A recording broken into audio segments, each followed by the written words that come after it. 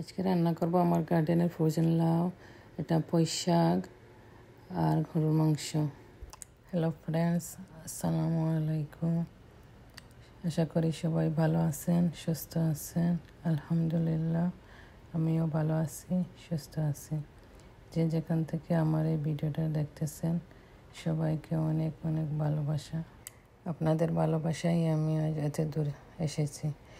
Please আমার পাশে থাকবেন, আমাকে সাপোর্ট করবেন। যারা যারা এখনও ভিডিও দিতে একটা লাইক দেওয়া নাই, প্লিজ একটা লাইক দিয়ে ভিডিওটা ফুল ওয়াচ করবেন প্লিজ। বাহিরে অনেক ঠান্ডা, আজকে -20 ডিগ্রি। এই ঠান্ডায় রান্না করতে মন চায় কম্বল উড়ে শুয়ে থাকি। এই দেশে তো কেউ নাই, বাংলাদেশের মতো এই দেশে কেউ নাই যে তোমাকে হেল্প করবে। এই ফ্যামিলির সবাইকে হেল্প করতে হয়। ফ্যামিলিকেও আপনি কই পাবেন, সবাই সবারই কাজে ব্যস্ত থাকে। যদি আমার ভিডিওটা ভালো লাগে please like, comment, share and subscribe করতে ভুলবেন না। যদি ভালো নাও লাগে দেখতে থাকবেন প্লিজ, দেখতে দেখতে একদিন ভালো লেগে যাবে। আমার এই ভিডিওটা আপনারা সবাইকে কোথা থেকে দেখতেছো প্লিজ কমেন্টস করতে ভুলবেন না। আমার রান্নাগুলো কেমন হয়, আপনাদের ভালো লাগে কিনা বলবেন।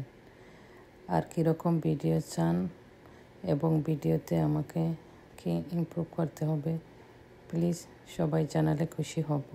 ভিডিওতে কোনো ভুল হলে আপনারা আপনাদের মন্তব্য রাখতে পারেন, আমি খুশি হব। এই যে এইদিকে কথা বলতে বলতে আমার রান্না তো মোটামুটি হয়ে যাইতেছে। এই যে পুঁই শাকটাও দিয়ে দিলাম, মাংসটা নেড়ে ছেড়ে আলুটা দিয়ে দিব, আলুটা দিয়ে একটু নেড়ে ছেড়ে রেখে দেবো। এদিকে আমার পুঁই শাকের পানিটা ঝরে গেছে, একটু আলু দিয়ে দিলাম, নেড়ে ছেড়ে রেখে দেবো। কে কে আমার মতো এইরকম গার্ডেনের জিনিসগুলো ফ্রোজেন করে রাখেন। আলুটা তো আস্তে আস্তে হয়ে গেছে। এই যে এইদিকে আমার পুঁই শাকটাও হয়ে গেছে। এখন ধনিয়া পাতা দিয়ে নেড়ে ছেড়ে রেখে দিব। এই যে কি সুন্দর হয়েছে।